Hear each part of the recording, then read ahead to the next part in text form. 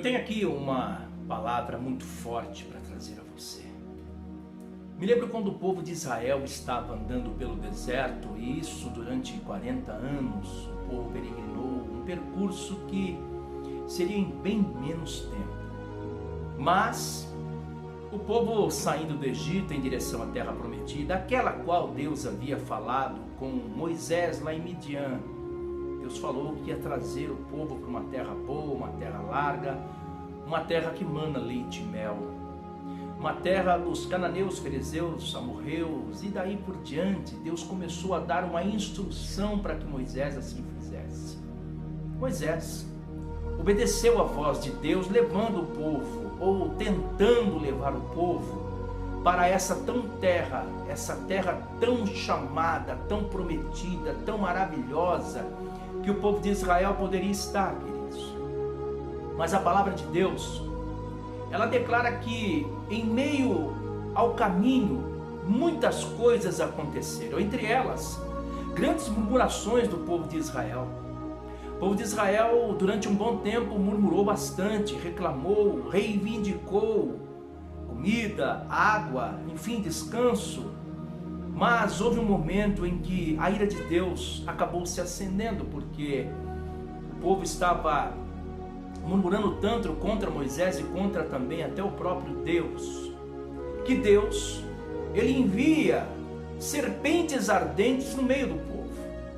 E segundo a palavra de Deus, ela nos mostra, quando o povo ali recebeu aquela, vamos dizer que o castigo da mão de Deus, a opressão da mão de Deus, por algum instante, algumas serpentes começaram a morder alguns dos israelitas, dos judeus, que ali caminhavam para a terra prometida. Segundo o que a palavra de Deus, ela nos mostra, morreu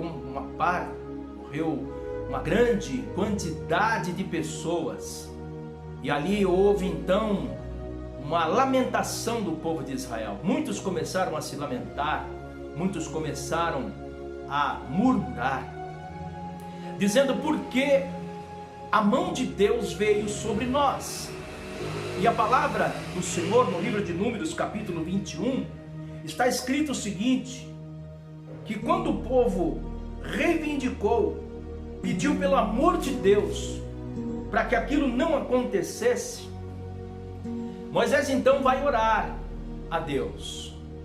E quando ele fala com Deus, diz a palavra que Deus então revela para Moisés, dizendo assim: Moisés, faça aí uma haste de metal e uma serpente de metal, pendure sobre essa haste, e há de ser que todo aquele que olhar para esta serpente de metal, a qual eu te ordenei que seja feito, elas vão simplesmente viver. Elas não vão morrer.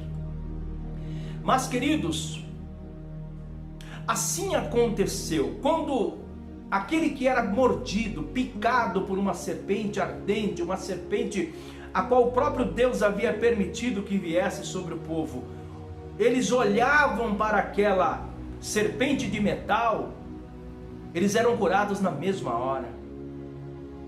Eles não morriam porque olhavam para aquela serpente.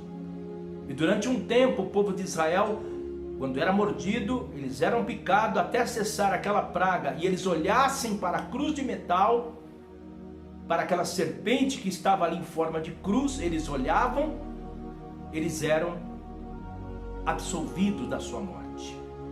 O que eu quero dizer para você, queridos?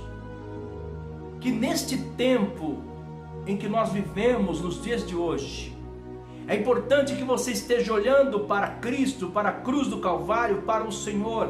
É claro que, passado muito tempo, lá na época do rei Ezequias, essa serpente de metal acabou sendo quebrada, porque se tornou uma idolatria. Aquilo que era para trazer cura ao povo, se tornou uma idolatria no meio do próprio povo. Então Deus, ele usa o rei Ezequias para destruir aquela serpente de metal, que naquela ocasião era chamada de Neustã, ou seja, pedaço de cobre.